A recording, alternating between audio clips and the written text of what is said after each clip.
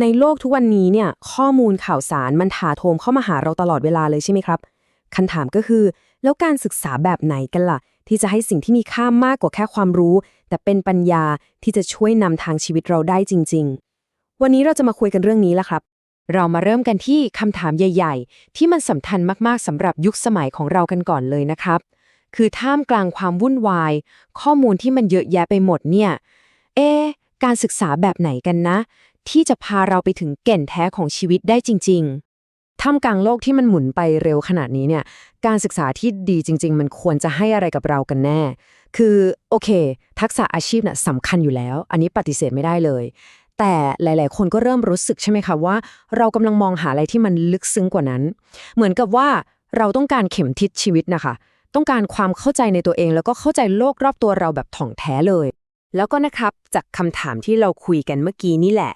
วันนี้อาจจะมีคำตอบหนึ่งที่น่าสนใจมากๆโผล่ขึ้นมาเป็นทางเลือกเป็นโอกาสทางการศึกษาที่ไม่ได้มองแค่ว่าต้องรู้เยอะๆแต่ตั้งเป้าไปถึงการมีปัญญาเลยทีเดียวคำตอบที่ว่าเนี่ยมาจากที่นี่เลยครับนี่คือการประกาศรับสมัครนิสิตใหม่ประจำปี 2569 ของภาควิชาศาสนาและปรัชญาคณะพุทธศาสตร์จากมหาวิทยาลัยมหาจุฬาลงกรณราชวิทยาลัย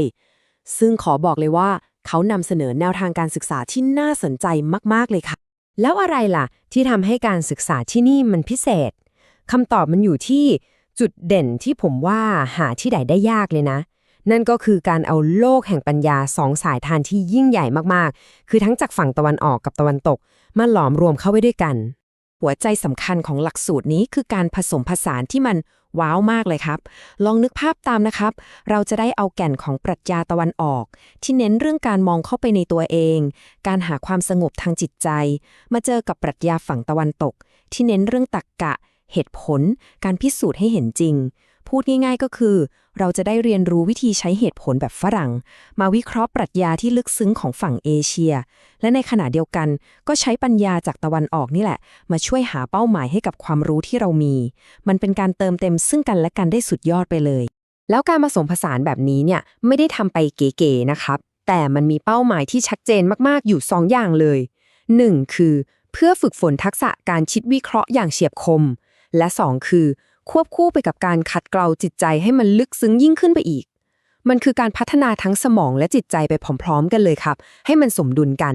พอเราหลอมรวมทั้งสมองและจิตใจเข้าด้วยกันแล้วคำถามต่อมาก็คือแล้วเป้าหมายสูงสุดของการเดินทางสายนี้มันคืออะไรกันล่ะคำตอบก็คือไม่ใช่แค่การสร้างคนที่รู้เยอะนะครับแต่คือการสร้างนักคิดและนักปราชญ์สำหรับยุคใหม่ขึ้นมาเลยหัวใจของที่นี่ทั้งหมดเนี่ยสรุปได้ในประโยคนี้ประโยคเดียวเลยครับก็คือการสร้างบัณฑิตที่เป็นนักคิดและนักปราชญ์ที่พร้อมจะเอาหลักการที่มันเป็นอมตะเหนือการเวลามาประยุกต์ใช้เพื่อพัฒนาสังคมและจิตใจของผู้คนคือมันไม่ใช่แค่เรียนเพื่อรู้เฉยๆไงครับแต่เรียนเพื่อจะเอาไปสร้างความเปลี่ยนแปลงที่ดีขึ้นให้กับโลกจริงๆแล้วอีกอย่างหนึ่งที่สำคัญมากๆที่จะช่วยหล่อล้อมนักคิดเหล่านี้ขึ้นมาได้ก็คือวัฒนธรรมการเรียนรู้ที่ไม่เหมือนใครเลยที่นี่เขาจะเน้นการสร้างบรรยากาศที่อบอุ่นแบบที่เรียกว่ากัลยาณมิตรนะครับซึ่งมันก็คือการเป็นเพื่อนที่ดีต่อกันคอยช่วยเหลือสนับสนุนกันและกันเพื่อให้ทุกคนได้เรียนรู้และเติบโตไปพร้อมๆกัน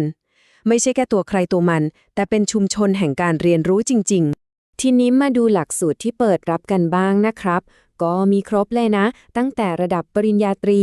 อันนี้จะเป็นสาขาวิชาศาสนาและปรัชญาโดยตรงเลยแล้วก็ขยับขึ้นไปในระดับที่สูงขึ้นอย่างปริญญาโทแล้วก็ปริญญาเอกอันนี้จะเน้นไปที่สาขาศาสนาเปรียบเทียบครับผม